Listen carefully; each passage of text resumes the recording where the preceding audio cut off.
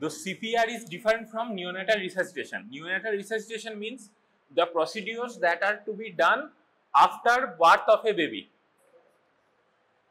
Before birth, the total lung is ineffective, right? So lung is filled with fluids and the pulmonary resistance is high. After birth, at the time when you are clamping the cord, the placental circulation stops.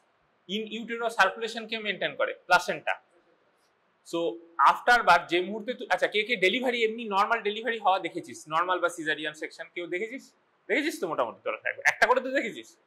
So at that time when the umbilical cord is clamped, the placental circulation stops.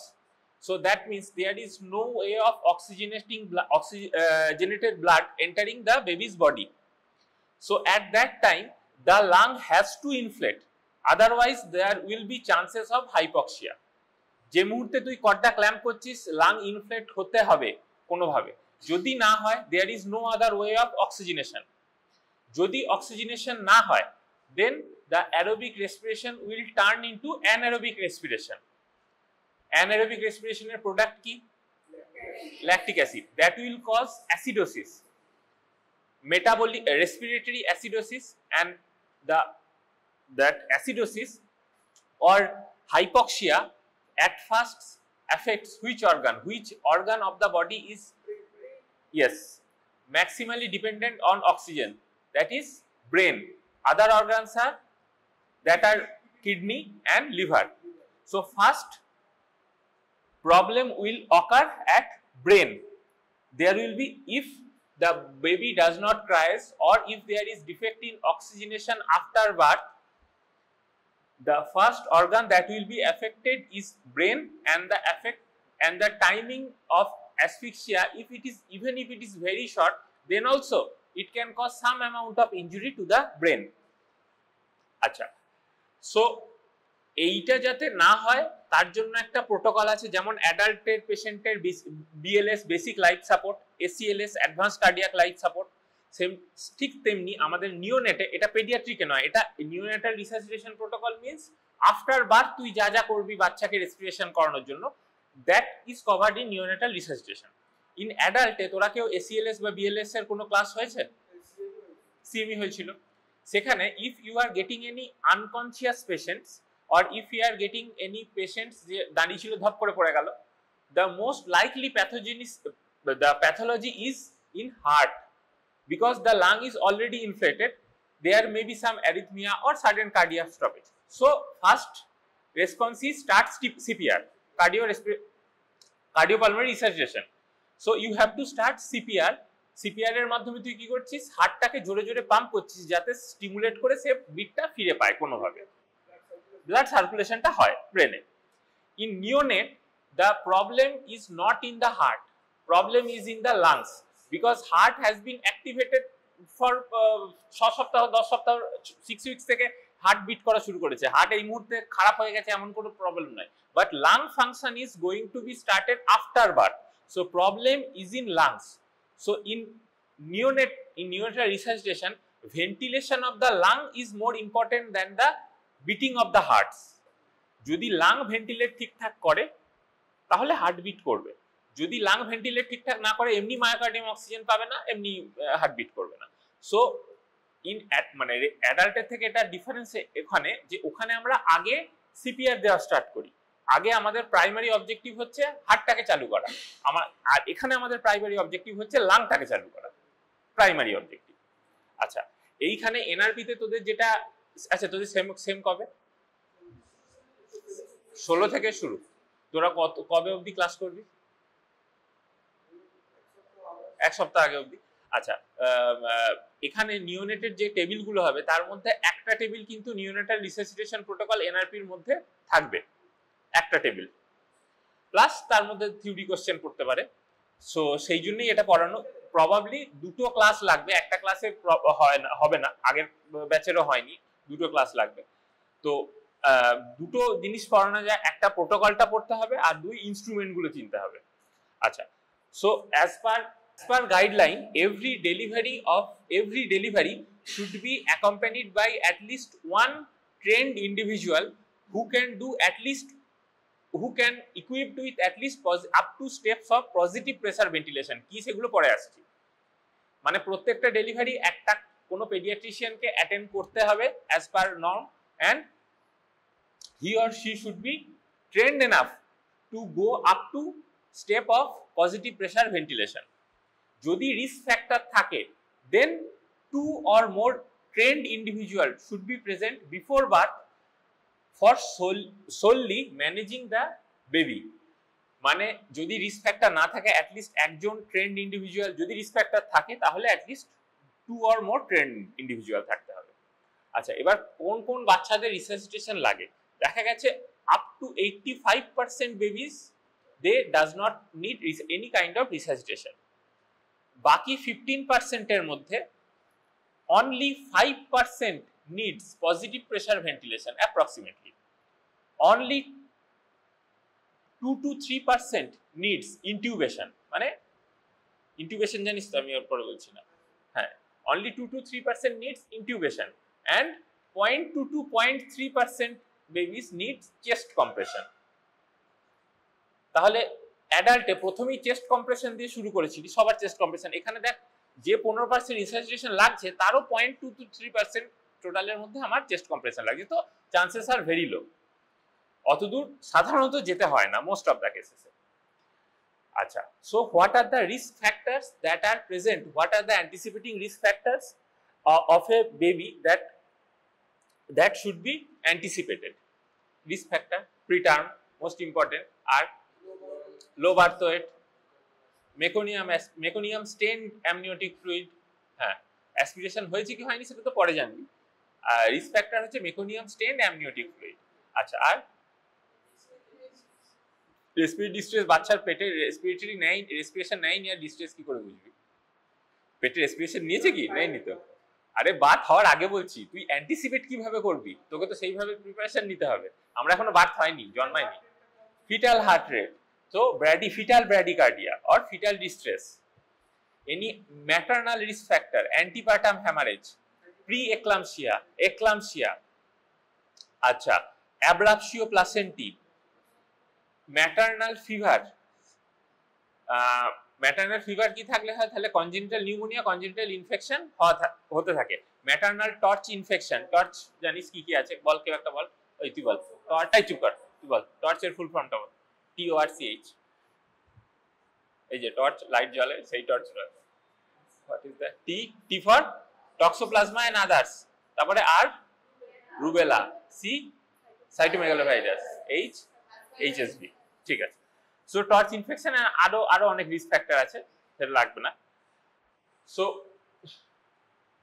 there are 4 questions that to be asked to the gynecologist before attending any deliveries. First question is what is the expected gestational age মানে সে term না preterm না very preterm এবার তো কেউ এখন term delivery মানে কত থেকে কত সপ্তাহ 37 to 41 plus 6 or up to 42 preterm তার নিচে কম আচ্ছা পোস্টার্ম 42 এর বেশি আচ্ছা এর থেকে বেশি তোদের লাগে না লেট প্রিটার্ম বলে একটা আছে ওটা বলেছে গাইনিতে ওগুলো লেট প্রিটার্ম 34 to 36 আর তারপরে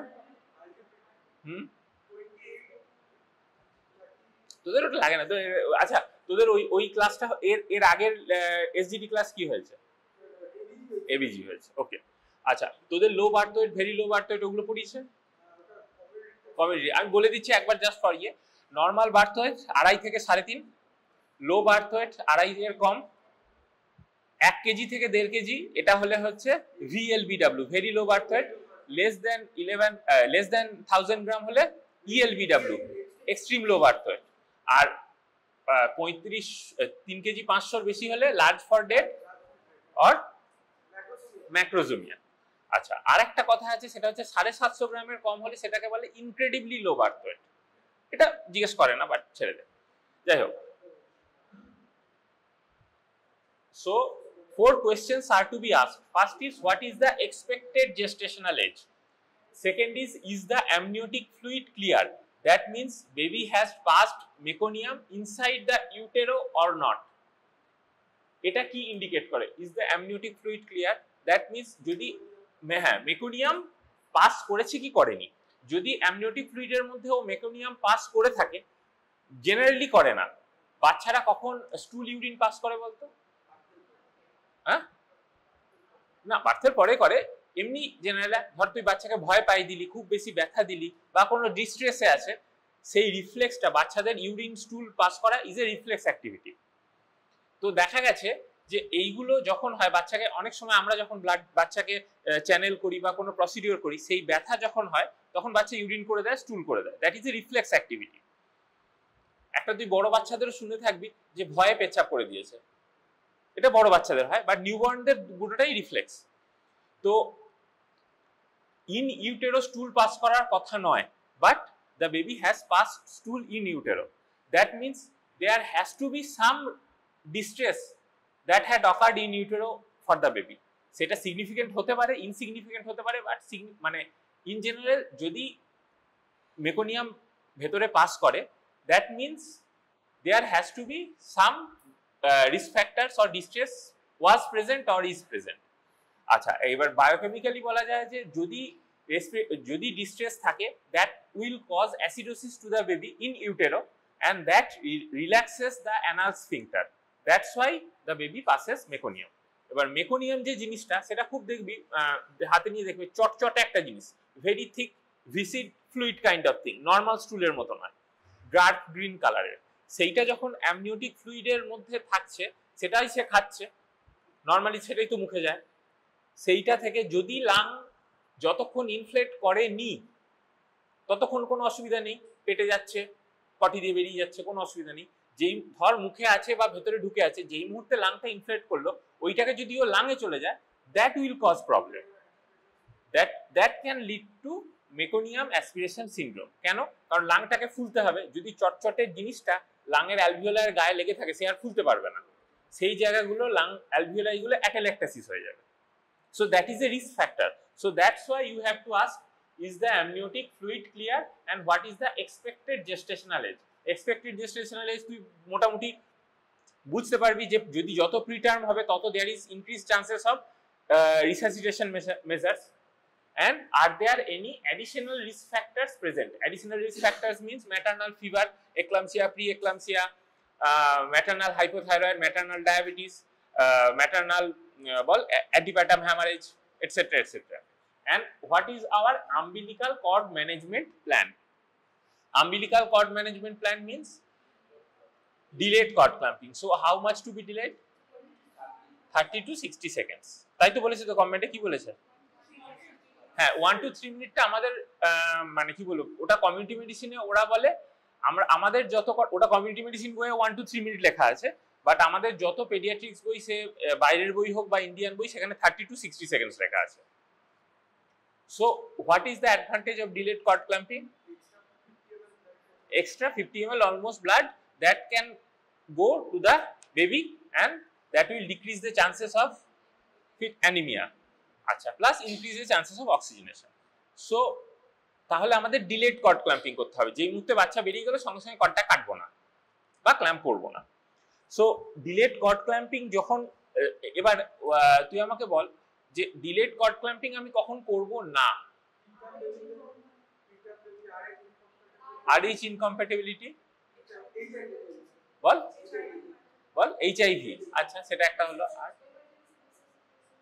হ্যাঁ, most common is if the baby after birth does not cries or does not show any movement, so there is chances of resuscitation. যদি বাচ্চা জন্মে না কাঁদে, তাহলে আমাকে বাচ্চাকে ওই 50 ml ব্লাড গেল না গেল আমার কিছু যায় আসে না, আমি ক্ল্যাম্প করে আগে রিসাসিটেট করতে হবে, বিকজ ওই অবস্থায় আমি রিসাসিটেট করতে পারবো না। যদি আমি সেই জন্য ওই সময় ডিলেড কর্ড ক্ল্যাম্পিং করি, সেই 30 সেকেন্ড যখন চলে যাবে, that itself that hypoxia by that 30 to 60 seconds can cause brain injury. লাভের থেকে ক্ষতি বেশি হয়ে যাবে, 50 ml ব্লাড দিতে গিয়ে ব্রেন ইনজুরি করে বসে থাকলাম। So in that case, if the baby does not cry spontaneously, if there is risk factor, delayed cord clamping is not effective. আচ্ছা, তুই আমাকে বল আরেকটা, যে একটা ম্যাটারনাল, এটা তো বাচ্চার দিক থেকে গেল, ম্যাটারনাল একটা রিস্ক ফ্যাক্টর যাতে ডিলেড কর্ড ক্ল্যাম্পিং করব না, গাইনিতে কন্ডিশনটা পড়ানো হয়েছে, পেডিয়াট্রিক কন্ডিশন নয়। অ্যাব্রাপশিও প্লাসেন্টি, প্লাসেন্টাল হ্যামারেজ। তাতে কি হয়, so there is chances of blood getting lost from baby to placenta instead of placenta to baby. হয়তো এত বড় অ্যাব্রাপশন হয়ে গেছে, প্লাসেন্টা থেকে এত ব্লিড করছে, ব্লাডটা এদিক থেকে এদিকে আসার বদলে বাচ্চা থেকে ওদিকে চলে যাবে, তো ব্লাড লস হয়ে বসে থাকবে। সো অ্যাব্রাপশিও প্লাসেন্টি, প্লাসেন্টাল হ্যামারেজ, আরো কিছু কিছু আছে, ব্যাটেলডোর প্লাসেন্টা, ভিলামেন্টাস প্লাসেন্টা, ওইগুলো তো ডিরেক্ট কর্ড ক্ল্যাম্পিং করা হয় না। আচ্ছা, so 4 questions are to be asked. First is, what is the expected gestational age? বল। তো সেটা তো তোর আগে ইউএসজি করা হয়েছে, সেখানে তো প্লাসেন্টার পজিশন, কোন টাইপ, তোর ফ্লো কত, সব তো বলে দিয়েছে। আচ্ছা, are there any additional risk factors and what is our umbilical cord management plan? These 4 questions are to be asked. আচ্ছা, এইবারে হচ্ছে একটা চার্ট লাগবে, সেটা আমি চারটা গোটাটা আছে, তো একটা থেকে পড়ানো যাবে না বলে আমি একটা করে দিয়েছি। তো this chart has to be memorised, কিছু করার নেই। মেমোরাইজটা হচ্ছে একটু মুখস্থ করে মেমোরাইজ করবি না, দিস চার্ট এবার মুখস্থ করতে যাস না, প্রত্যেকটা যখন পুরোটা বুঝে যাবি তখন অটোমেটিক মনে থাকবে কার পর কি করবি, কার পর কি করবি সেটা যদি কেনটা বুঝতে পারিস মনে রাখতে হবে না। সো বিফোর বার্থ তোকে হচ্ছে antenatal counselling, team briefing and equipment check, এই তিনটে পয়েন্ট আছে। What is antenatal counselling? The parents or the caregivers of the baby or the mother should be informed what are the risk factors present in this mother, what is the expected body weight of the baby, সেটা USG তে পাওয়া যায়, and what is the prognosis if it is very preterm, less than 28 weeks, what are the diseases that can occur, baby there can be delayed cry, there can be birth asphyxia, there can be retinopathy of prematurity, intraventricular hemorrhage। তো এই risk factor গুলো explain বাড়ির লোককে করে দিতে হবে। Antenatal counselling, team briefing, team briefing মানে হচ্ছে রিস্ক ফ্যাক্টর যদি প্রেজেন্ট থাকে, তুই একজনা একা রিসাসিটেশন করা প্রত্যেকটা স্টেপ পসিবল নয়, তোকে 2 জন বা 4 জন লাগবে, সেখানে কার কোনটা কাজ হবে, কে আম্বু করবে, কে স্যাচুরেশন প্রোব লাগাবে, কে আম্বিলিকাল ক্যাথেটার পড়াবে, সেটা আগে থেকে ঠিক করে দিতে হয়। So that is team briefing. And third is equipment check. So there is an extensive list of equipments that are needed during resuscitation. তোকে যদি আমি এখন ইকুইপমেন্ট গুলো বলতে শুরু করি তাহলে বুঝতে পারবি না, তো আমরা যেরকম স্টেপে স্টেপে যাব সেই ইকুইপমেন্ট গুলো বলতে থাকবো, তাহলে বুঝতে সুবিধা হবে। ঠিক আছে? আচ্ছা, তার আগে যেগুলো ইকুইপমেন্ট গুলো জানিস না সেগুলো আগে একটু বলে নিতে হবে। সো এটা কি জানিস, কি বলে এটাকে? হ্যাঁ, আম্বু ব্যাগ। আম্বু ব্যাগ আমরা বলি, বাট এটা আম্বু ব্যাগ নাম নয়। হ্যাঁ, this is called self inflating neonatal, self inflating siliconized neonatal resuscitation bag. এই কথাটা যদি বলিস আর কেউ প্রশ্ন করতে পারবে না। আম্বু অ্যাকচুয়ালি একটা কোম্পানির নাম, অ্যাম্বুলেটরি ম্যানুয়াল ব্রিদিং ইউনিট। হ্যাঁ, তো ওটা কোম্পানির নাম, ওটা বলবি না, ওটা আমরা self inflating siliconized neonatal resuscitation bag। Self inflating কেন বলছি, দেখ এটাকে আমি চিপে দিলে অটোমেটিক ছাড়লে ও খুলে যাচ্ছে, তো দিস ইজ সেলফ ইনফ্লেটিং। আরেকটা জিনিস আছে দ্যাট ইজ কল্ড ফ্লো ইনফ্লেটিং। তোরা যে কোনো সার্জারিতে দেখেছিস যখন অ্যানাস্থেসিয়া দেয় কালো রঙের একটা ব্যাগ থাকে, সেটা পাম্প করে। হ্যাঁ হ্যাঁ, গ্রিন আছে। তো ওই দ্যাট ইজ এ ফ্লো ইনফ্লেটিং, মানে ওই ব্যাগটা তুই যদি চিপে দিস তাহলে যদি কোনো রকম কোনো অক্সিজেন বা এয়ার সাপ্লাই না দিস ওটা ফুলবে না, ওটার সঙ্গে দেখবি বয়েলস অ্যাপারেটাস যেটা দিয়ে ওরা দেয় সেটার সাথে কানেকশন থাকে, এরকম ভাবে টেপে অটোমেটিক খুলে যায়, কারণ তার মধ্যে ফ্লোটা এয়ারটা থাকে। তো এখানে তুই যদি এয়ার কিছু নাও দিস তাহলেও এটা অটোমেটিক ইনফ্লেট করবে। So it is a self inflating bag. Self inflating bag এই পোর্শনটা, এই যে পোর্শনটা সিলিকন মেটেরিয়াল দিয়ে তৈরি হয়, তাতে কি সুবিধা যে এই ব্যাগটাকে আমরা অটোক্লেভ করতে পারবো। তো এটা যদি প্লাস্টিক হতো অটোক্লেভে গলে যাওয়ার চান্স থাকতো। তো আমরা সেলফ ইনফ্লেটিং ব্যাগ, তো দ্যাট ইজ সিলিকনাইজড।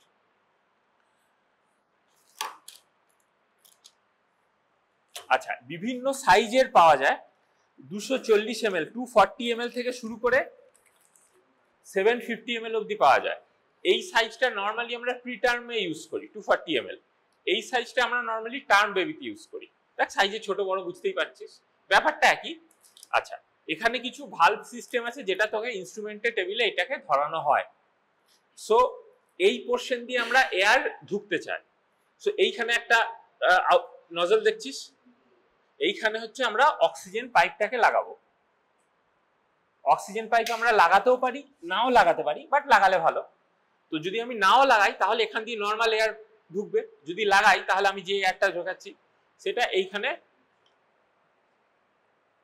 লাগিয়ে দেবো। আর আদার যে এন্ডটা সেটা আমার ওয়াল মাউন্টেড যে অক্সিজেন পোর্ট আছে সেইখানে লাগাবো। এবারে এইখানে দেখ আরেকটা ফুটো আছে, এইখানে আমরা যেটা লাগাই সেটা হচ্ছে রিজার্ভার। যেমন তোরা নন রিব্রিদিং মাস্ক দেখেছিস তো, অক্সিজেন যে ওই ক্লাসটা হয়েছে অক্সিজেন ডেলিভারি সিস্টেম, নন রিব্রিদিং মাস্ক, সেখানে দেখবি এরকম একটা রিজার্ভার ছিল, সেটা ফুলতো। এখানে তুই যদি ফ্লো দিস এইটা ফুলবে। There are two types of reservoir, this is a closed reservoir, আর একটা পাইপের মতো হয়, এদিকটা খোলা থাকে, that is a open reservoir. এটাকে যদি আমি এটাকে দিয়ে রিজার্ভারটা ইউজ করি, দেন এই অক্সিজেন পাইপটা আমাকে ইউজ করতেই হবে, নাহলে এটা ফুলবে না। তো এইটা ইউজ করলে কি হয় যে বেশি FiO2 ডেলিভারি করা যায় রিজার্ভার ইউজ করলে। রিজার্ভার ওপেনও হতে পারে, ক্লোজও হতে পারে। যদি ওপেন রিজার্ভার করি এটা দিয়ে অলমোস্ট আমি 95% FiO2 ডেলিভার করতে পারবো অলমোস্ট। আরেকটা করা যায়, ধর আমার কাছে রিজার্ভার নেই, আরেকটা ব্লেন্ডার বলে একটা জিনিস আছে। সে কি করে, দুটো পোর্ট থাকে, দেখবি আইসিইউতে থাকে, একটায় লেখা থাকে কালো রঙের, সেটাতে লেখা থাকে কম্প্রেসড এয়ার, আরেকটাতে লেখা থাকে অক্সিজেন। তো ইয়েলো কালারের, না অক্সিজেনটা সাদা থাকে, ইয়েলোটা ভ্যাকুয়াম। আচ্ছা, তো এবারে সেইটা থেকে দুটো পাইপ এলো, একটা মেশিন আছে তাকে বলে ব্লেন্ডার। সে কি করে, depending on what FiO2 you are asking, সে ওই এয়ার আর অক্সিজেনটাকে মিক্স করে তোকে সেই FiO2টাকে ডেলিভারি করে। সো সেটাকে বলে ব্লেন্ডার।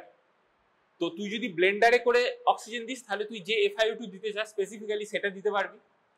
যদি না করিস তাহলে নর্মাল এয়ার ঢুকবে, তার FiO2 কত 21%। ধর তোর কাছে ব্লেন্ডার নেই, তখন তুই রিজার্ভার ইউজ করছিস আর অক্সিজেন পাইপ ইউজ করছিস, সেখানে FiO2 তুই 100 অব্দি বাড়িয়ে যেতে পারিস উইদাউট ইউজিং এনি ব্লেন্ডার। আচ্ছা, এবার তোরা আমাকে বল যে আচ্ছা আফটার বার্থ এখানে আমাদের resuscitation, if the gestation of the baby is more than 35 weeks, then we will be using FiO2 of 21% initially. তারপরে ডিপেন্ডিং অন স্যাচুরেশন তাকে বাড়ানো যায়।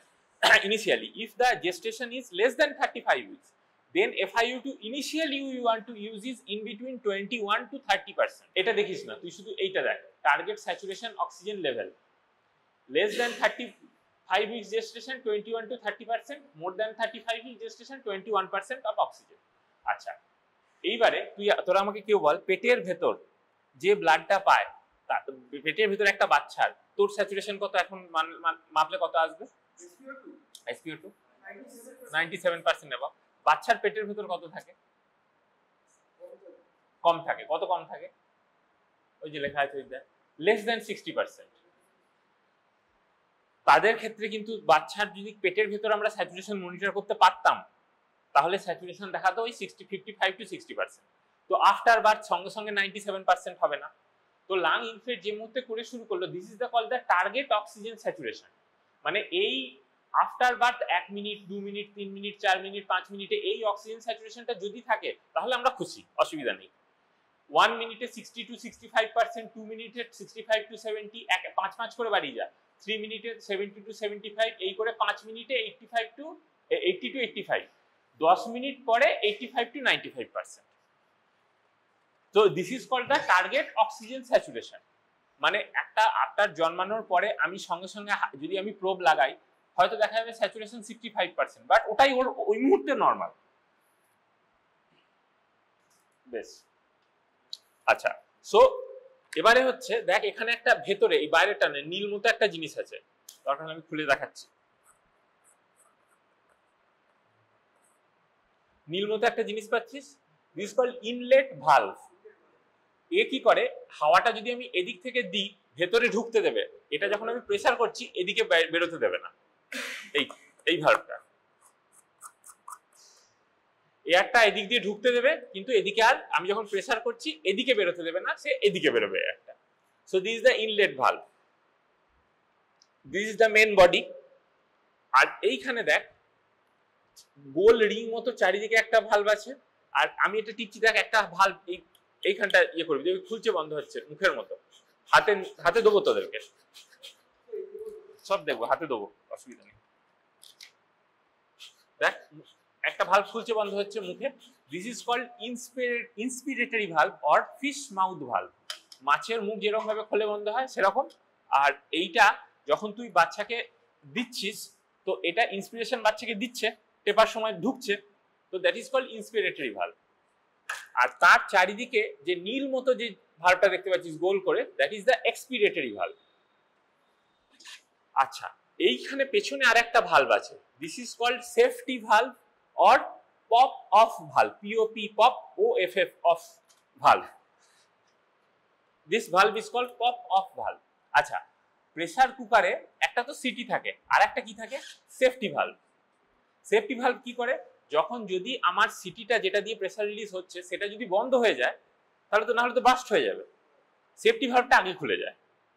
পপ অফ ভালভের কাজটা অনেকটা সেরকম, তুই এখানে দিয়ে ভেন্টিলেশন করছিস বাচ্চাকে, তো এখান দিয়ে প্রেসারটা বাচ্চার এতে যাচ্ছে, যদি এখানে কোনো ব্লক থাকে বা প্রেসার বেশি হয়ে যায় তাহলে কি হবে, লাংসে বেশি প্রেসার যাবে। তো newborn lung is very sensitive, ঠিকই বলেছি, sensitive, and it is very much prone to injury. So increased amount of pressure can cause barotrauma and lung hemorrhage, pulmonary hemorrhage or even pneumothorax. যত ছোট বাচ্চা হবে lung এতই পাতলা থাকে, একটু জোরে আম্বু করলে নিউমোথোরাক্স হয়ে যায়, ফেটে যায় ভেতরে। সো এটা আছে মানে জোরে জোরে করবি না, যত জেন্টলি করা যায় তত। সো এইখানে একটা ভালভ দেওয়া হয়েছে, তো সেই এক্সেস প্রেসারটাকে রিলিজ করার জন্য, যদি তুই ভুল করে টিপে ফেলিস। কিরকম, at first breath the pressure required to inflate the lung is around 35 to 40 centimeter of water. তারপরের ব্রেথ গুলো around 15 to 20 centimetre per water প্রেসারে হয়ে যায়। প্রথম ব্রেথটা প্রেসারটা একটু বেশি লাগে, তারপরের গুলো কমে যায়। সো এইখানে এই প্রেসারটা করা আছে, বিভিন্ন ব্যাগে বিভিন্ন থাকে, তো এইটাতে মোটামুটি 40 সেন্টিমিটার পার ওয়াটার করা আছে, কোনোটাতে 60 থাকে, কোনোটাতে 50 থাকে। তো তার বেশি প্রেসার যদি চলে যায় তাহলে এদিকে ডেলিভারি না করে এই প্রেসারটা উঠে রিলিজ করে দেবে। কিরকম, দেখ আমি এটাকে চিপে দিচ্ছি, দেখ এদিক দিয়ে হাওয়াটা বেরোচ্ছে। এই পপ আপ ভালভের দুটো ফাংশন আছে। এক, আমরা যখন কোনো আম্বু ব্যাগ দেখি তখন সেটা ঠিকঠাক ফাংশন করছে কিনা সেটা দেখার জন্য আমরা প্রথমে এটাকে অক্লুড করব, তারপরে এটাকে টিপবো, দেখবো যে এই ভালভটা রিলিজ হচ্ছে কিনা। এই যে ফস ফস করে আওয়াজ হচ্ছে, বেরিয়ে যাচ্ছে, that means this Ambu bag is functioning. যদি এখানে কোনো লিক থাকে তাহলে আমি এটা আর খুলবে না, এদিক দিয়ে হাওয়াটা বেরিয়ে যাবে, এই ফস ফস আওয়াজটা আর হবে না। দেখ উঠছে নামছে, দেখতে পাচ্ছিস, নিজে করে দেখবি না। দেখ এটা পরীক্ষার হাতে ধারণা হবে, এই দেখ হচ্ছে। আর যদি আমি এটা ছেড়ে দিই আর হচ্ছে না, দেখ দেখ ঘুরে দেখ, এটা দেখতে হবে, এটা পরীক্ষার ইয়েতে ধরানো হবে এক্সামে। ভালভ গুলো দেখ প্রত্যেকটা, তাহলে তিনটে, একটা ইনলেট ভালভ, একটা ইন্সপিরেটরি ভালভ, একটা expiratory valve, another is pop off valve or safety valve. Inspiratory ভালভটা টিপে দেখ ওখানে ফিশ মাউথের মতো খুলছে কিনা, ভেতরে দেখতে পাবি খুলছে, দেখ খুলছে, হ্যাঁ।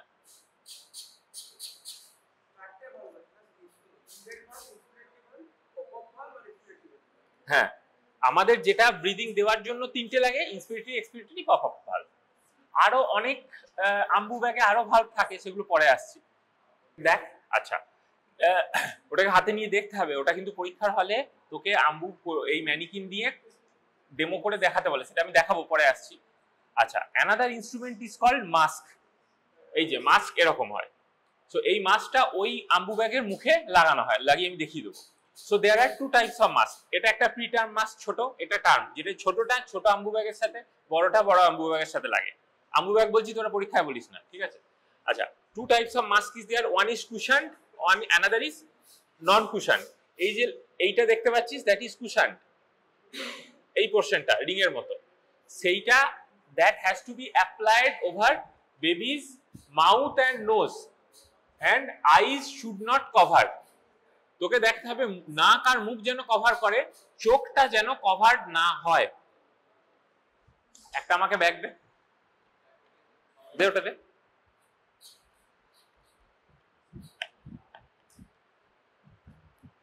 সো যখন আমি এটাকে লাগাচ্ছি এইভাবে করে, এই দুটো ফিঙ্গার, রিং ফিঙ্গার লিটল ফিঙ্গারটা আমার চিনের নিচে থাকবে, আর এই দুটো ফিঙ্গার আর এই তিনটে ফিঙ্গার দিয়ে আমি এটাকে সিল করব যাতে কোনো লিক না হয় সাইডে। বড়দের হ্যাঁ হ্যাঁ সিআরই, হ্যাঁ ওই খানিকটা ওরকম। তো এই দুটো ফিঙ্গার আমার চিনের নিচে থাকবে। তোর যদি মনে হয় তুই দুটো দিয়ে সিল করতে পারিস, বাট ইজি যেটা হয় সেটা হচ্ছে এইখানে দুটো ফিঙ্গার, এইখানে থাম, আর এইখানে দুটো, এইটা করে তুই প্রেস করবি। সো এই যে মাস্কটা, এইটা দুটো কাজে ইউজ হয়। ফেস মাস্ক, এই যে face mask there are two uses, যদি দেয়া হয় একটা, তো there are two uses of this face mask. One is during positive pressure ventilation, another use is if you are giving free flow oxygen, aste, if you are giving free flow oxygen to a baby, যেটা করা হয় এইখানে অক্সিজেনটা লাগিয়ে বাচ্চার নাকের সামনে ধরা হয়। by doing that you can give oxygen by using this face mask. আরেকটা পজিটিভ প্রেসার ভেন্টিলেশনের বললামই, এইখানে অক্সিজেন পোর্টটা লাগিয়ে এখানে ধরা হয়, তাতে অক্সিজেন পায়। বা সেটাও যদি না থাকে, ডাইরেক্ট অক্সিজেনের পোর্টটাকে নিয়ে নাকের সামনে ধরা হয়। বলবো কখন ফ্রি, এটাকে বলে না, সেটা কখন করব সেটা ইন্ডিকেশনটা পরে আসছে, সেটা কখন করব আমি পরে আসছি, অতদূর যাইনি। আচ্ছা, কি আসছি অতদূর যাইনি আমি এখনো, আমি ইনস্ট্রুমেন্ট গুলো বলে দিচ্ছি, নাহলে বুঝতে পারবি না, ওগুলো আসছি। আচ্ছা,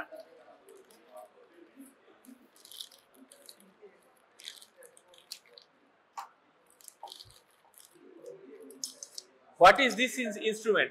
এদিকে তাকা,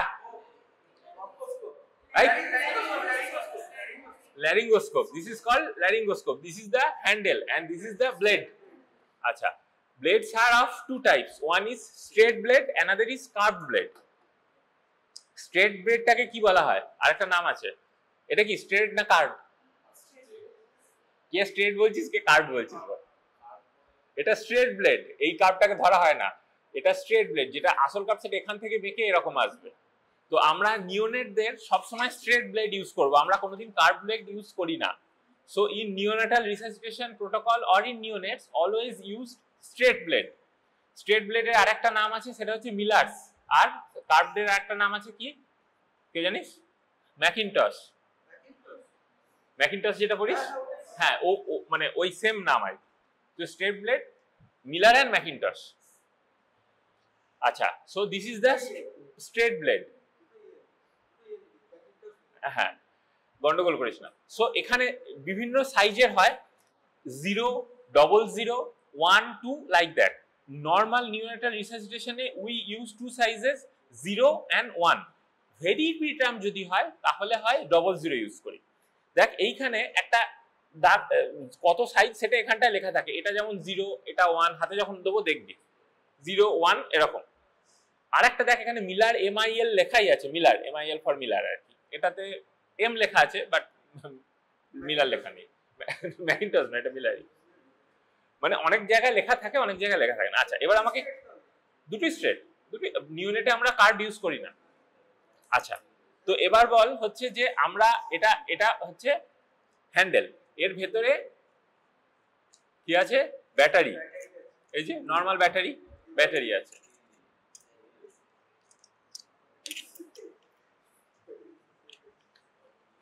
আচ্ছা, ব্যাটারি যখন আছে তাহলে লাইট তো জ্বলতে হবে। লাইটটা কোথায় আছে? লাইটটা এখানে আছে, ব্লেডে আছে। সো এই যে এখানে একটা এলইডি লাইট আছে, এটা ওই না হলে আমরা যখন ইনটিউবেশন করব দেখতে পাবো না। হ্যাঁ, আচ্ছা, সো এবার তো আমাকে বল যে ল্যারিঙ্গোস্কোপ কোন হাতে ধরতে হয়, বাঁ হাতে না ডান হাতে? বাঁ হাতে। আচ্ছা, কেউ ধর আমি বাঁহাতি পার্সন, এই সরি ধর আমি ডান হাতি পার্সন, আমি ডান হাতে লিখি পড়ি সবকিছু করি, আমি ল্যারিঙ্গোস্কোপ কোন হাতে ধরবো? বাঁ হাতে ধরবো।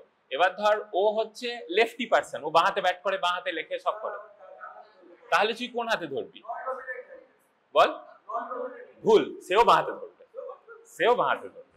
তুই বাঁ হাতি হোস ডান হাতি হোস, অ্যান্সার ধরবি বাঁ হাতে। কেন বলে দিচ্ছি, এইখানটা প্রথমে এটাকে অ্যাসেম্বল করতে হয়, সেটা অ্যাসেম্বলটা তোরা করবি। এইখানে একটা গ্রুপ আছে আর এইখানে একটা রি আছে, তো সেটাকে আগে গ্রুপটাতে পড়িয়ে নিবি, দেখবি একটা খট করে আওয়াজ হবে, আওয়াজ হলো। এরপরে যে মুহূর্তে এটাকে সোজা করবি, এখানে আরেকটা খট করে আওয়াজ হবে আর লাইটটা জ্বলবে, তখন কানেকশনটা হলো। এবারে দেখ, এইখানে যে ল্যারিঙ্গোস্কোপ, তুই যখন পজিশন করছিস ইনটিউবেশনের সময় বাচ্চার পিছনে দাঁড়াতে হয়, সামনে নয়, পিছনে। তো এইভাবে যখন তুই ইনটিউবেট করছিস, তোর ডান হাতে টিউবটা আছে, ইটি টিউবটা আছে, এই লাইটটা তোকে দেখতে হবে। আর এইখানে দেখ দুটো লাইটটা কোন দিকে আছে, ল্যারিঙ্গোস্কোপের বাঁ দিকে, মানে আমি যদি এরকম ভাবে ধরি, আর এই দিকটা দেখ লাইটটা নেই এবং এই দিকের এজটা অনেকটা উপরে ওঠানো, এদিক দিয়ে টিউবটা যাতে ভরা যায়। আমি যদি বাঁ হাতে ঢুকাই, এদিক দিয়ে টিউবটা করাবো, এদিক দিয়ে লাইটটা করাবো। এবার ধর আমি লেফটি, তাহলে আমি এরকম ভাবে যদি ধরতাম, তাহলে এদিকে পড়া যাবে, লাইটটা আমাকে আটকে দেবে, আর এদিকে গ্রুপটাও নেই, গ্রুপটা ডান দিকে করা আছে, কাজেই তুই ডান হাতি হোস বাঁ হাতি হোস, তোকে বাঁ হাতি ল্যারিঙ্গোস্কোপ ধরতে হবে। আচ্ছা, এটা প্রথমে ল্যারিঙ্গোস্কোপটাকে আগে লাগানো প্র্যাকটিস কর। এই প্রথমে আগে এখানে একটা কট করে আওয়াজ হবে, তারপরে সোজা করবি, লাইটটা জ্বলবে। এইখানে একটা গ্রুপ আছে আর এইখানে একটা রড আছে, আগে এটাকে কট করে আওয়াজ হলো, লাগলো, তারপরে এটাকে সোজা করবি, লাইটটা জ্বলবে। কর, সবাইকে দেবো নিজে, এটা আমি পরীক্ষায় কিন্তু লাগাতে দেবো, লাগাতে না পারলে ফেল করাবো। কর,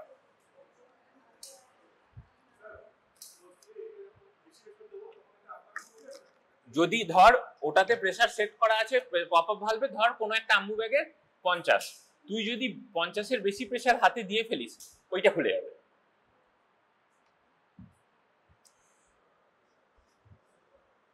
এখানে এই দেখ, আমি এটা মুখটা বন্ধ আছে, মানে প্রেসারটা বেশি থাকছে, দেখ এটা খুলছে। আর যদি প্রেসারটা এদিকে রিলিজ হয়ে যায়, এটা আর খুলবে না, সামনেটা খুলছে। আচ্ছা, ব্লেডটা সব কথায় সবাই দেখে নে, পরীক্ষা হলে লাগাতে দিতে হবে, মানে দেবো, তখন লাগাতে না পারলে হবে না। আর পজিশন নাই, পরে দেখিয়ে দেবো। বেশ, আচ্ছা, নেক্সট যেটা ইনস্ট্রুমেন্টটা দেখানোর, that is called endotracheal tube or ET tube. So in normal newborn resuscitation, we use ET tube size of, well, 2.5 to 3.53 like that. So there are two types of ET tube. এগুলোকে ET tube বলে। One is cuffed, another is uncuffed or non-cuffed. For neonatal resuscitation purpose, we always use uncuffed ET tube. কাফড ET tube আমরা use করি না, সাধারণত ছোট বাচ্চাদের কাফড ET tube use করা হয় না। এইখানে দেখতে পাচ্ছিস যে এইগুলো ইটি টিউব, দেখ দেখ এখানে একটা টিউব আমি তোকে দেখাচ্ছি, তোর না এগুলো। আচ্ছা, এইখানে দেখ একটা সাইজ লেখা আছে, ধরো এটা 3 লেখা আছে, that means the size of this ET tube is 3। আর এখানে দেখ পাশে একটা সাইন আছে, 3 মিন্স হচ্ছে this is the internal diameter of the tube, 3 millimetre, মানে আমরা গোদা বাংলায় 3 সাইজের ইটি টিউব বলি। এখানে দেখ দুটো কালো দাগ আছে, so that is the guide for vocal cord, মানে ওই অবধি ঢুকিয়ে দিলে আমার ভোকাল কর্ডের নিচে টিপটা থাকবে। So tube position of the tip of the ET tube is like that, যে তোকে ভোকাল কর্ডের নিচে যেতে হবে, আর তারপরে যেখানে বাইফার্কেশন অফ দ্য ট্রেকিয়া আছে, কেরিনা, সেটা টাচ করলে হবে না, because carina has rich nerve supply, touching that portion will initiate cuff reflex.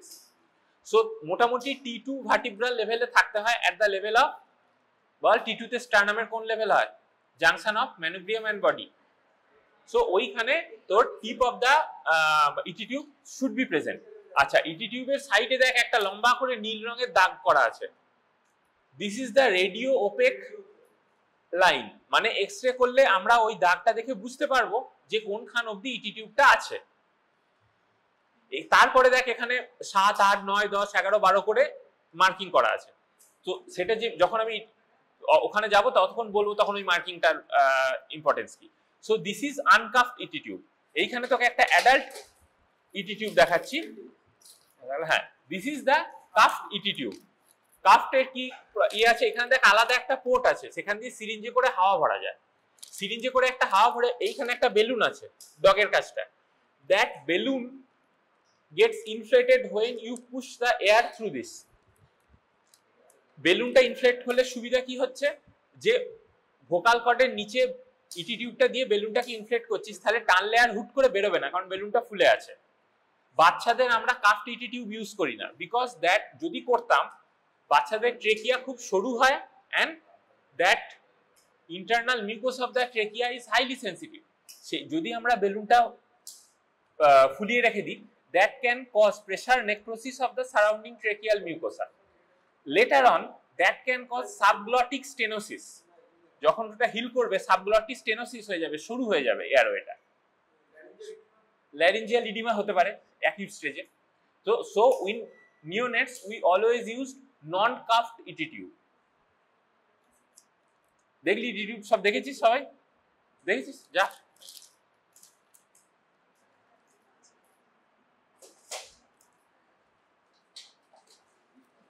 আচ্ছা, এইটা আমরা কম ইউজ করি, এটাকে কি বলে জানিস?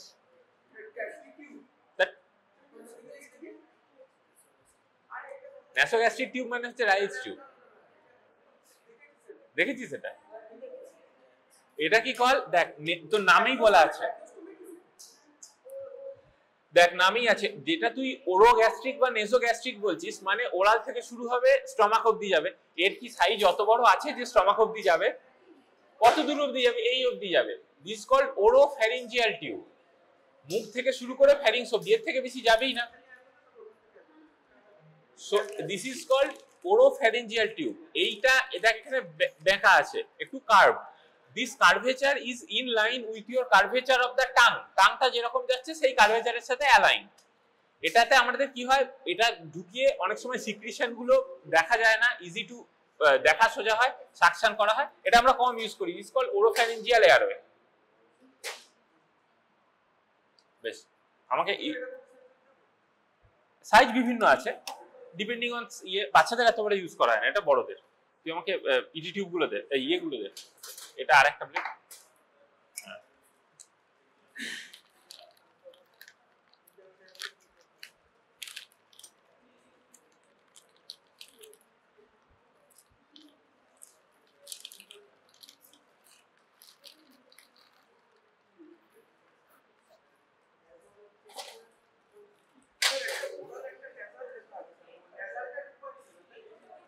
কোথায় ওরাল নাসাল লেখা আছে? ও ওটা তোকে ভাবতে হবে না, ওগুলো তোকে ভাবতে হবে। কি? আচ্ছা আচ্ছা, গন্ডগোল হয়ে যাবে, এখন ওগুলো ভাবতে হবে না, যেটা পড়েছি সেটা পড়। সো তাহলে বাচ্চা মা ওটিতে উঠেছে কি নরমাল লেবারে উঠেছে? তুই 3-4টে কোশ্চেন জিজ্ঞেস করেছিস। First, what is the expected gestational age? Is the amniotic fluid clear? Are there any additional risk factors? And fourth question is, what is our cord management plan?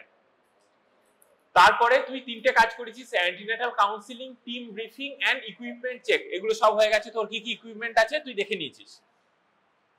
এরপরে জন্ম হলো, বাচ্চা বেরোলো। So 3 things are to be assessed. Again, term gestation, gestationটা কি term? Good tone is good or not. 3 is breathing or crying. So যদি তুই term gestation কিনা নয়, টার্ম জেস্টেশন কি নয় সেটা আগেই জেনে গেছিস। গুড টোন এর মানে কি? So how do you assess the tone of a newborn? অ্যাডাল্টের টোন কিভাবে দেখে? এখানে আমি প্যাসিভ এক্সটেনশন বা প্যাসিভ ফ্লেকশনে আমি তার মাসেল দেখি। তো বাচ্চাদের কি আফটার বার্থ সেটা করা পসিবল নয়? হ্যাঁ, ওসব কিচ্ছু দেখবি না। আফটার বার্থ অত দেখার সময় নেই, ওসব দেখার সময় নেই। তোকে পরে যখন আসবো তোকে গোটা স্টেপটা 1 মিনিটের মধ্যে করতে হবে, ওসব সময় নেই অত। You have to assess the tone just by seeing the baby. দেখে মানে ইন ইউটেরো বাচ্চাদের টোন হয় ফ্লেক্সড, হাত পা ফ্লেক্স থাকবে, পা ফ্লেক্স থাকবে। তো যদি দেখা যায় যে ফ্লেক্সড পশ্চার আছে, দেখে বোঝা যায় সেটা, that means tone is good. যার টোন খারাপ সে হচ্ছে ফ্ল্যাসিড থাকবে, লাইক এ র্যাগ ডল, মানে এগুলো ল্যাড খেয়ে পড়ে আছে এরকম, কোনো নড়াচরণ নেই, একদম হাত পা ছেড়ে দিয়ে বসে আছে, মানে মনে হয় যেন একটা কাদার তাল, কোনো কিছু নড়নচরণ নেই। So that tone after birth should be assessed by visual inspection. হাত দেওয়ার অত টাইম নেই, তাহলে ব্রেন ইনজুরি হয়ে যাবে ততক্ষণে, এক্সামিনেশন করতে গেলে ব্রেন ইনজুরি হয়ে যাবে। So good tone, another is breathing or crying. তো ক্রাইং তো তুই শুনতেই পাচ্ছিস, বাচ্চা দৌড়ে ক্যাঁ করে কেঁদে দিয়েছে। এবার হচ্ছে অ্যানাদার ইজ ব্রিদিং। যদি একটা, আমরা নর্মালি কি বলা হয় যে বাচ্চা জন্মের পরে কেঁদেছে কি কেঁদেছেন, এটা তো নন মেডিকেল টার্ম, বাট কোনো বাচ্চা he or she can breathe but he or she can not cry, এরকম বাচ্চা আছে ক্রাই করতে পারছে না বাট ব্রিদিংটা হচ্ছে। সেটা বুঝতে পারবি কি করে, যে চেস্ট আপ ডাউন হচ্ছে, অ্যাক্টিভিটি ভালো আছে, হয়তো জোরে কাঁদতে পারছে না কোনো কারণে। কাজী most of the babies do cry at birth, কিন্তু না কাঁদলেই যে সে ব্রিথ করছে না এটা নয়, বাট 99.99% বেবিজ যারা ব্রিথ করে তারা ক্রাই করে, ঠিক আছে। সো এই তিনটে question, term gestation, good tone, breathing বা ক্রাইং, যদি তিনটে কোশ্চেনের অ্যান্সারই ইয়েস হয়, মানে টার্ম বাচ্চাটা 37 উইকের পরে বেশি, টোন খুব ভালো, ব্রিথ করছে বা ক্রাই করছে, সব কটাতেই হ্যাঁ, then you have to go to the routine care. Yes বলে এদিকে অ্যারো আছে, তো তখন তুই কি করবি, সব বাচ্চা কেঁদে ফেলেছে, বাচ্চার টোনও ভালো আছে, বাচ্চা অ্যাক্টিভিটিও ভালো, বেশ। So you have to put the baby inside above mother's chest or in between her breast. না, ওটাকে ক্যাঙ্গারু মাদার বলে না, ক্যাঙ্গারু মাদার অন্য জিনিস, পরে আসি। This is called skin to skin contact after birth. দেখ, এটা আমাদের প্র্যাকটিক্যালি করা হয় না ফর ডিফারেন্ট রিজনস, সেটা ছেড়ে দে, বাট যদি কোনো বাচ্চার এই তিনটে কোশ্চেন অ্যান্সার ইয়েস হয়, then skin to skin contact with the mother has to be done. কিভাবে করবি, বুকের ওপর বাচ্চাকে মায়ের শুয়ে দিবি, বুকের বা পেটের ওপর, even if the patient is having caesarean section, সিজারটা তো হচ্ছে নিচের দিকে, সে তো স্পাইনাল অ্যানাস্থেসিয়া আছে, মায়ের হাত পা তো সেন্স আছে, বাচ্চাকে হাত পা জড়িয়ে ধরবে, সেইখানে ধরে বাচ্চার মুখটাকে এক সাইডে করে নিতে হয়, যাতে মুখটা নিচু হয়ে অ্যাসফিক্সিয়া না হয়, প্রোন পজিশনে করে রাখা হয়, মানে বাচ্চাকে বুকের উপর এরকম ভাবে দিয়ে দেওয়া হলো, একদিকে বাঁ দিক বা ডান দিকে মাথাটা ঘুরিয়ে দেওয়া হলো, ঠিক আছে। আচ্ছা, তার সাথে সাথে কি হয়, বাচ্চাটা অ্যামনিওটিক ফ্লুইডে ভিজে আছে, এখানে একটা কপার টাওয়েল দিয়ে, প্রি ওয়ার্ম টাওয়েল গরম করা দিয়ে, এটা গরম পরিষ্কার করা হলো, এটা পরিষ্কার করা হলো। যদি এবার as per norm, the breastfeeding, early trying of the breastfeeding should be done at the delivery room itself. যদিও practically possible হয় না, but as per American Academy of Pediatric guideline, starting of breastfeeding should be started at the time of delivery. যদি কোনো risk factor না থাকে তো breastfeeding হয়তো আসবে না, বাট ট্রাই করতে হবে। অ্যান্ড তাহলে তুই তারপরে ওয়ার্ম করলি, and routine care and ongoing evaluation. আচ্ছা, এখানে দুটো জিনিস হয়, একটাকে বলে প্রাইমারি অ্যাপনিয়া, আর একটা হয় সেকেন্ডারি অ্যাপনিয়া। প্রাইমারি অ্যাপনিয়া মানে হচ্ছে বাচ্চাটা জন্মানোর পর কোনো ব্রিদিংই নেয়নি, তাহলে তো তুই আর এইদিকে না করে এইদিকে চলে এসছে, এইদিকে তো যায়নি। যদি অনেক সময় সেকেন্ডারি অ্যাপনিয়া হয়, প্রথমে কিছু ব্রিথ নিল নর্মাল, তারপরে চুপ করে বসে আছে, কোনো আর ব্রিদিং নেই, এটা কল সেকেন্ডারি অ্যাপনিয়া। তো সেই সময় সেকেন্ডারি, মায়ের কাছে তুই দিয়ে দিয়েছিস, বাচ্চা কেঁদে দিয়েছে, তারপরে সেকেন্ডারি অ্যাপনিয়া হচ্ছে কিনা বা বাচ্চার অ্যাক্টিভিটি ঠিক আছে কিনা, সেইখানে ongoing evaluation has to go on. তোকে এরকম ভাবে মায়ের কাছে ছেড়ে দিয়ে চলে গেলে হবে না, তো বাচ্চাটা ঠিকঠাক আছে কিনা সেটা কন্টিনিউ দেখতে হবে। আর হচ্ছে ইনিশিয়াল স্টেপ, সেটা আমি পরে বলছি। এরপর ধর এই তিনটের মধ্যে একটা কোশ্চেনের অ্যান্সার নো হলো, যে কোনো একটা নো বা দুটো নো বা তিনটেই নো। ধর আমি বললাম যে টোনও ভালো আছে, ব্রিদিং ক্রাইও করছে, বাট টার্ম জেস্টেশন নয়, প্রি টার্ম 32 উইকস 33 উইকস, তখন আমি বাচ্চাকে আর মায়ের কাছে দেবো না। তখন কি করব, বাচ্চাকে নিয়ে চলে আসবো বাচ্চার ডেলিভারি রুমের পাশেই নিওনেটাল কর্নার, যেখানে একটা প্রি ওয়ার্ম, আগে থেকে গরম করা একটা জায়গা আছে, যেটাকে আমরা বলি রেডিয়েন্ট ওয়ার্মার। দেখেছিস, ওটির মধ্যেই আছে। আগে ওই ওটিটায় থার্ড ফ্লোরের ওটিটায় ছিল না, ওটা বাইরে ছিল, এখন আমাদের ফার্স্ট ফ্লোরের ওটিটায় ওর সাথেই আছে। সো সেই রেডিয়েন্ট ওয়ার্মারে আগে থেকে, ডেলিভারির আগে থেকে every radiant warmer should be kept on, কারণ না হলে ওটিটা চিল্ড করে 25 ডিগ্রিতে রেখে দিয়েছে, বাচ্চাকে যদি তুই সেই অবস্থায় ওখানে রাখিস, that can cause hypothermia.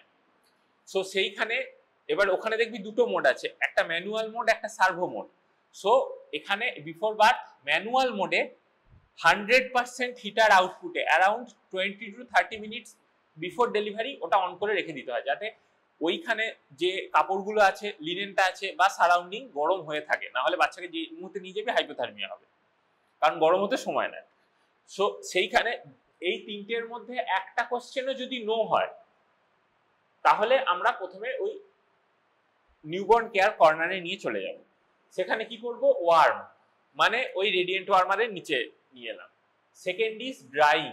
Drawing কিভাবে করা হয়, দুটো প্রি ওয়ার্ম লিনেন, সেখানে এটা দিয়ে মুছিয়ে দিলাম, এটা দিয়ে মুছিয়ে দিলাম।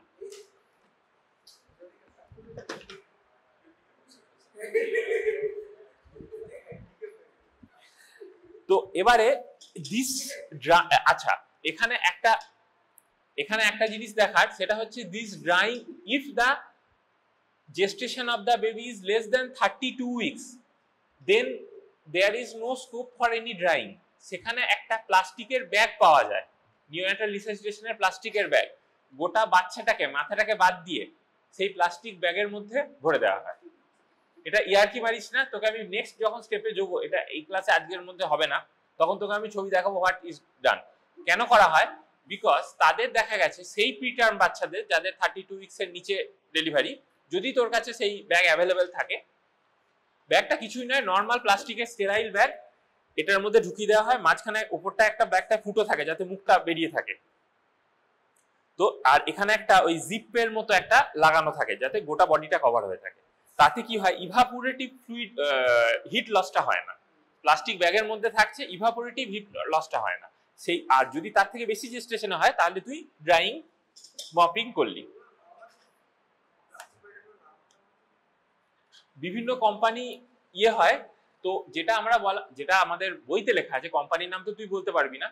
Food grade plastic bag can be used, and plastic bag, any plastic bag with pre-sterile condition and equipped with neonatal resuscitation methods, মানে সেখানে এমন ব্যাগ নিয়ে করলে যদি মুখটা চাপা পড়ে গেল তাহলে তো এমনি মরে যাবে, সেরকম না, ওই ব্যাগটাতে ওরকম ব্যবস্থা থাকে, ঠিক আছে।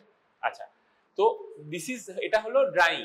তো ড্রাইং আমরা করব মোর দ্যান 32 উইকস জেস্টেশন। আচ্ছা, এই প্লাস্টিক ব্যাগের যে কনসেপ্টটা বললাম, মোস্ট অফ দ্য সেন্টার্সে প্লাস্টিক ব্যাগটা অ্যাভেলেবেল নেই, সেখানে যেখানে অ্যাভেলেবেল নেই সেখানে কিন্তু ড্রাইং করা হয়। যে প্লাস্টিক ব্যাগ নেই বলে ভিজে পড়ে থাকলো বাচ্চাটা, সেটা নয় কিন্তু, তাহলে নর্মাল ড্রাইং করবি, যদি অ্যাভেলেবেল থাকে তাহলে ব্যাগের ভেতর ভরবি। তো ড্রাইং স্টিমুলেট মানে হচ্ছে ড্রাই করার সাথে সাথে কিছুটা স্টিমুলেশন পায়। আর স্টিমুলেট মানে হচ্ছে বিভিন্ন সিনেমায় যেগুলো দেখা হয়, বাচ্চাকে উল্টো করে ঝুলিয়ে দিল, পেছনে চপাত চপাত করে মারছে, সেইগুলো কিন্তু কোনোটাই মেথড নয়। যে কোনো সিনেমা হলে বাচ্চাকে উল্টো করে এরকম ঝুলিয়ে দিল, পিছনে চাপড় মারছে, this are not the methods. So what is the যেটা অল ইজ ওয়েল টাইপের, সেগুলো ওগুলো কিন্তু মেথড নয় যেগুলো সিনেমাতে দেখিস। What is the method is the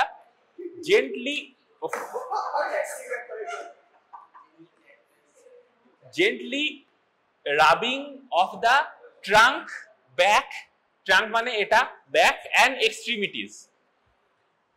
তার মানে এটা নয় যে ভিগোরাস শেকিং বা ধরে মারা, ওগুলো নয়। হ্যাঁ, ওর ভিগোরাস শেকিং করলে ওই ব্যাটার্ড বেবি সিনড্রোমই হবে, বা হচ্ছে পেছনে মারছে, ওইগুলো নয়। হ্যাঁ, এবারে ওগুলো সিনেমা যারা নন ট্রেন্ড তারা ওগুলো করে, ওগুলো করতে করতে অনেকে কেঁদে দেয়, সেটা কথা নয়, but that is not the method. আচ্ছা, আরো একটা হচ্ছে যে আগে প্রসিডিউরে ছিল হচ্ছে ফ্লিকারিং অফ দ্য সোলস, পায়ে টোকা মারা, বাট নতুন যে আপডেটটা বেরিয়েছে তাতে ফ্লিকারিং অফ দ্য সোলস কোনো পয়েন্ট নেই, আগের প্রোটোকলে ছিল। So gently rubbing of the trunk, back and extremities, সেইটা হচ্ছে stimulation for respiration. Position airway মানে হচ্ছে আমাদের এইটা হচ্ছে, ধর বাচ্চা শুয়ে আছে, the neck should be slightly extended. Slightly extended কিভাবে করবি, একটা দেখবি যে কোনো শোল্ডার রোল পাওয়া যায়, কিছু না একটা গজের রোল পিস, সেইটাকে ঘাড়ের নিচে দিয়ে দিলি, তাহলে ঘাড়টা জাস্ট স্লাইটলি এক্সটেন্ডেড হলো। This is called sniffing. Sniff করা মানে নস্যি নেওয়া, স্নিফিং পজিশন আর স্লাইটলি এক্সটেন্ডেড। হাইপার এক্সটেন্ডেড যেন না হয়ে যায় বা হাইপার ফ্লেক্স যেন না হয়ে যায়, just slightly extended so that the tip of the nose and mouth are in same plane. It is called sniffing position. তো সেইটা করলে কি হয়, এয়ারওয়েটা পেটেন্ট হয়। হ্যাঁ, বার্কিং ডগ সেটা অন্য, তুই যেটা বলছিস এপিগ্লটাইটিসের ফিচার। সেখানে হচ্ছে বাচ্চাটার এইভাবে বসবে, সামনের দিকে ঝুঁকে থাকবে ব্রিথ নেওয়ার জন্য, সেটা হচ্ছে এপিগ্লটাইটিস, থাম সাইন পাওয়া যায়, সেটা বার্কিং। এটা নয়, এটাকে বলে sniffing position, slightly extended necks. তো সেইখানে স্নিফিং পজিশনে রাখতে হবে। This is called the airway. Suction if needed, all the babies does not need suction. যদি সাকশন নিতে করতে হয়, যে এখানে দেখি সিক্রিশন ভেতরে আছে তার জন্য ব্রিথ করছে না, বা মেকোনিয়াম অ্যাসপিরেট করেছে, মেকোনিয়ামটা ঠিক ভিজিট একটা ফ্লুইড, তার জন্য ও নিঃশ্বাস নিতে পারছে না, so suction can be done. Suction কিভাবে করা যায়, দু তিন রকমের সাকশন পাওয়া যায়। যেটা নর্মাল করা যায় সেটা হচ্ছে একটা ওয়াল মাউন্টেড সাকার, সেখান থেকে সাকশন করা যায়। একটা সাকশন মেশিন আলাদা পাওয়া যায়, সেটা করা যায়। একটা বাল্ব সাকার বলে একটা আছে, এখান দিয়ে ঢুকিয়ে টানলে বেরিয়ে আসে। আর একটা ডিলিজ মিউকাস সাকার বলে একটা পাওয়া যায়, ওই দুটো ইউজ হয় না। আমরা জেনারেলি ওয়াল মাউন্টেড সাকার বা পোর্টেবল সাকার পাওয়া যায়, সেটা থেকে ইউজ করি। তো সাকিং যে সাকার যে পাইপগুলো আছে, একটু লম্বা পাইপের মতো, normally size 8, 10, 12 is used for neonatal resuscitation. এবার কত প্রেসার ইউজ করবি, around 80 to 100 millimetre of mercury. সেই প্রেসারটা যে সাকার ওয়াল মাউন্টেড সাকার সেখানে সেট করা যায়, তার থেকে বেশি জোরে সাকশন করব না, কারণ তাতে ইনজুরি হয়। আচ্ছা, তো what should be sucked, mouth and nose should be sucked. কোনটা আগে করব, মাউথ তারপরে নোজ। কিভাবে মনে করি এবিসিডি তে এম আগে আসে তারপরে এন আসে, so mouth should be sucked before nose. কেন, কেনটা কেউ বলবে, কেনটা কেউ বলবে?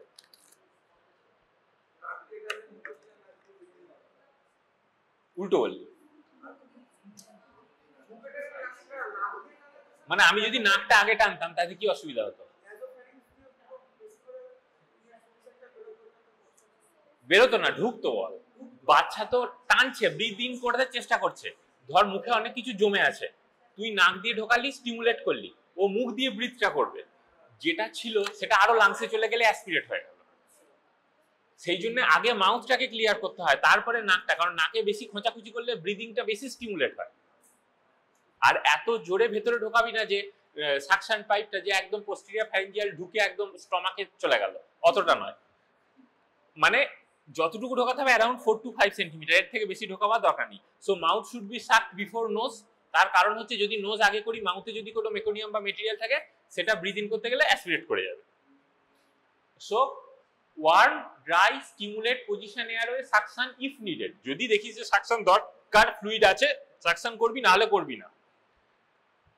এরপরে তাহলে এই যে টোটাল জিনিসটা দেখছিস, এইগুলো সব করলি। বাচ্চা প্রথমে টার্ম, ধর প্রথম সিনারিও ভাবছি যে টার্ম জেস্টেশন ছিল না, বাচ্চা কাঁদছিল ভালো, ব্রিদিং করছিল, টোন ভালো ছিল, তাতে এসেও এই ইনিশিয়াল স্টেপস গুলো সবকটা করেছিস তুই। মানে তুই ওয়ার্ম করেছিস, ড্রাই করেছিস, স্টিমুলেট করেছিস, এয়ারওয়ে পজিশন করেছিস, সাকশন করেছিস যদি দরকার হয়, ইফ নিডেড। এরপরে দেখছিস বাচ্চা ভালো আছে, অ্যাক্টিভিটি ভালো, কোনো অসুবিধা নেই, কাঁদছে, খেলছে, তো তখন কি করবি, আবার go to mother and skin to skin contact, you can do that. আবার এই স্টেপে ফিরে চলে গেলি। সেকেন্ড সিনারিও, বাচ্চা টার্ম নয়, প্রিটার্ম, বা ধর টার্ম বাচ্চা সাপোজ, কিন্তু বাচ্চার টোন খারাপ, কাঁদেনি, ব্রিদিং ক্রাইং হয়নি, তখন এইখানে এসছিস, এই স্টেপগুলো সব করেছিস, তাতে দেখলি যে বাচ্চা ব্রিদিং ভালো, হার্ট রেট ভালো, সব দেখলি। এই কটা স্টেপ করার পর তোকে দুটো জিনিস দেখতে হবে, এক, বাচ্চার স্পন্টেনিয়াস ব্রিদিং এফেক্ট এসেছে কি আসেনি, বাচ্চা অ্যাপনিয়া আছে কি নেই, এক নম্বর, বা যদি ব্রিদিং এফোর্ট আছে কিন্তু গ্যাস করছে কি গ্যাস করছে না। গ্যাস করা মানে কি রকম, মানে বাংলায় যেটাকে বলে খাবি খাওয়া। বাচ্চা ব্রিদিং হয়তো নিচ্ছে বাট খুব ইররেগুলার, খুব ডিপ করে থেমে গেল, আরবার একবার করে থেমে গেল, দ্যাট ইজ গ্যাস। মানে মরার আগে যে মানুষগুলো যে খাবি খাওয়া যাকে বলে, সো সেই আইদার ব্রিদিং কোনো এফোর্টই নেই বা গ্যাস করছে, মানে খাবি খাচ্ছে, ব্রিদিং এফোর্টটা ইনঅ্যাডিকুয়েট, বা হার্ট রেট 100 কম আছে, এই তিনটের তোকে অ্যাসেস করতে হবে। হার্ট রেট কিভাবে দেখবি তুই? ওর হার্ট রেট দেখলে কিভাবে দেখিস? বাচ্চার পালস পাবি না, ওই যে বাচ্চা ওই অবস্থায় আছে তার পালস তুই প্যালপেট করতে পারবি না। হ্যাঁ, কিভাবে দেখিস? আর পালস ধর না দেখে ছাড়া আর কিভাবে দেখিস? স্ট্রেথো দিয়ে দেখবি, বুকে বসাবি, স্ট্রেথো দিয়ে দেখবি। তো নর্মালি ওকে তুই যদি ওকে দেখিস কতক্ষণ শুনবি? 1 মিনিট। বাচ্চাদের যদি এখানে এই এত বড় এই গোটা স্টেপটা লেখা আছে 1 মিনিটে। এখন থেকে জন্মেছে, তুই এগুলো অ্যাসেস করেছিস, ইনিশিয়াল স্টেপস করেছিস, তারপরে এগুলো অ্যাসেস করেছিস, সব মিলিয়ে 1 মিনিটের মধ্যে করতে হবে। হ্যাঁ, দেখা হয় হচ্ছে তুই দেখবি 6 সেকেন্ড, 6 সেকেন্ড দিয়ে সেটাকে 10 দিয়ে গুণ করবি। ধর হার্ট রেট 6 সেকেন্ডে দেখলি 10, তাহলে টোটাল হার্ট রেট কত? 100। ধর দেখলি 8, তাহলে হার্ট রেট কত? 80। এইভাবে। তো তোর অবজেক্টিভ হচ্ছে অ্যাকচুয়াল হার্ট রেট দেখাটা তোর অবজেক্টিভ নয়, তোর দেখা হচ্ছে হার্ট রেট 100 বেশি আছে না কম আছে এটা দেখা। ধর তুই 6 সেকেন্ডে 8টা হার্টবিট দেখলি, তাহলে হলো 80। এবার ধর অ্যাকচুয়াল ধর তার হার্টবিট হয়তো 85, তো তাতে আমার কিছু ম্যাটার করে না, 85 হোক 80 হোক আমার কিছু ম্যাটার করে না। আমি দুটো জিনিস দেখবো, 100 বেশি কি কম। ধর দেখলি হার্ট রেট 100 বেশি আছে এবং অ্যাপনিয়াও নেই, গ্যাস্পিংও নেই, কিচ্ছু নেই। এই প্রথমে বাচ্চা টার্ম জেস্টেশনে জন্মেছিল, তারপরে টোন ভালো ছিল না, ব্রিথ ট্রাই করছিল না, তারপরে তুই ইনিশিয়াল স্টেপস, এইগুলোকে সব মিলিয়ে বলা হয় ইনিশিয়াল স্টেপস, সব কটা করেছিস, তারপরে হার্ট রেট দেখলি 100 বেশি আছে, বাচ্চা কাঁদছে, বাচ্চার টোন ভালো, অ্যাপনিয়া নেই, নর্মাল রেসপিরেশন আছে, তখন কি করবি? আবার এই লাইনে ফিরে গেলি, মাদারের কাছে দিয়ে অনগোয়িং ইভালুয়েশনে চলে গেলি। আচ্ছা, এরপরে সেকেন্ড সিনারিও, তুই এগুলো সব কটা করেছিস, তারপরে দেখলি যে বাচ্চার ব্রিদিং প্যাটার্ন আছে, মোটামুটি একটা নিচ্ছে, কিন্তু হার্ট রেটটা 90, 100 কম। তো what you will do? You will start bag mask ventilation, this thing. আচ্ছা, এটা কিভাবে করা হয় আমি পরে আসছি। আচ্ছা, এবার ধর বাচ্চা অ্যাপনিয়াও নেই, গ্যাসপিংও নেই, হার্ট রেটও 100 বেশি, কিন্তু ব্রিদিং প্যাটার্নটা তোর খুব একটা ভালো লাগছে না, মনে হচ্ছে একটু কষ্ট করে শ্বাস নিচ্ছে কিন্তু একটু কষ্ট করে নিচ্ছে, বা পেরিফেরিতে একটা সায়ানোসিস আছে। আচ্ছা, বাচ্চাদের দু রকমের সায়ানোসিস, একটা অ্যাক্রোসায়ানোসিস, একটা central cyanosis. Acrocyanosis is common in babies, হাত পা গুলো ব্লুইশ। তখন তুই কি করবি? তখন পালস অক্সিমিটার লাগাবি বাচ্চার গায়ে, হাতে বা পায়ে পালস অক্সিমিটার এখানে লাগালি। তো এখানে তোর মোটামুটি 1 থেকে 1.5 মিনিটের মধ্যে এই গোটা স্টেপটা করতে হচ্ছে, এতগুলো যা যা বললাম এতক্ষণ ধরে 1 মিনিটের মধ্যে করতে হবে। এবারে স্যাচুরেশন তুই দেখলি, depending on the age of the baby, 1 minute কি 2 মিনিট, টার্গেট স্যাচুরেশনটা তোর মনে আছে 1 মিনিটে 60 to 65%, 2 মিনিটে 65 to 70%। তো তুই দেখবি যে তোর টার্গেট স্যাচুরেশন মিট করছে কি করছে না। যদি টার্গেট স্যাচুরেশন মিট না করে, then there will be positioning of the airway, আরেকবার এয়ারওয়েটাকে পজিশন করবি, সাকশন যদি প্রয়োজন হয় করবি, অক্সিজেন ইফ নিডেড, তখন হচ্ছে ফ্রি ফ্লো অক্সিজেন দিতে শুরু করবি। মানে ফ্রি ফ্লো অক্সিজেন মানে হচ্ছে এইখানে অক্সিজেনটা রাখা আছে, এই পাইপটা দিয়ে নাকের সামনে ধরলি বা এইটাকে এইখানে লাগালি, দিয়ে এইটাকে নাকের সামনে ধরলি, that is the free flow oxygen. মানে ফ্রি ফ্লো অক্সিজেন কখন দেবো তাহলে? বাচ্চার অ্যাপনিয়া, গ্যাসপিং কিচ্ছু নেই, হার্ট রেটও বেশি আছে, ব্রিদিংও নিচ্ছে, কিন্তু মনে হচ্ছে স্যাচুরেশনটা টার্গেটে যতটা থাকার কথা তার থেকে কম আছে, তখন আমি ফ্রি ফ্লো অক্সিজেন দেবো। তুই যে প্রথম প্রশ্নটা করলি, যদি ব্রিদিং এফোর্টই না থাকে তাহলে আমি ফ্রি ফ্লো অক্সিজেন দিয়ে করবো, তখন ফ্রি ফ্লো অক্সিজেন দেবো না, তখন পজিটিভ প্রেসার ভেন্টিলেশনে চলে আসবে। এগুলো যদি থাকে তবে আমি ফ্রি ফ্লো অক্সিজেন দেবো। এবং আর কনসিডার সিপ্যাপ, যেটা সেটা আমি পরে আসছি, পরে বলবো। সিপ্যাপ কি জানিস? কন্টিনিউয়াস পজিটিভ এয়ারওয়ে প্রেসার, যাই হোক পরে আসছি। সো তাহলে আপাতত যে কটা কন্ডিশন হলো, প্রথমে সবকিছু ঠিক হয়েছে, বাচ্চা turn, good tone, breathing trying, মায়ের কাছে থাকলো, অনগোয়িং ইভালুয়েশন, এটার মধ্যে একটাও যদি অ্যান্সার নো হয় তাহলে আমি এই ইনিশিয়াল স্টেপস গুলো করব, তারপরে এই তিনটে জিনিসের উপর অ্যাসেস করব। যদি অ্যাসেস করে যদি দেখি যে না সব ঠিক আছে, তাহলে মায়ের কাছে, যদি দেখি যে না সব ঠিক আছে কিন্তু একটা লেবার্ড ব্রিদিং আছে বা সাইনোসিস আছে, তাহলে ফ্রি ফ্লো অক্সিজেন দেবো। যদি দেখি যে না হার্ট রেট কম, অ্যাপনিয়া, গ্যাসপিং কিছু একটা আছে, তখন পজিটিভ প্রেসার ভেন্টিলেশন স্টার্ট করব। ঠিক আছে, এই অবধি বোঝা গেল?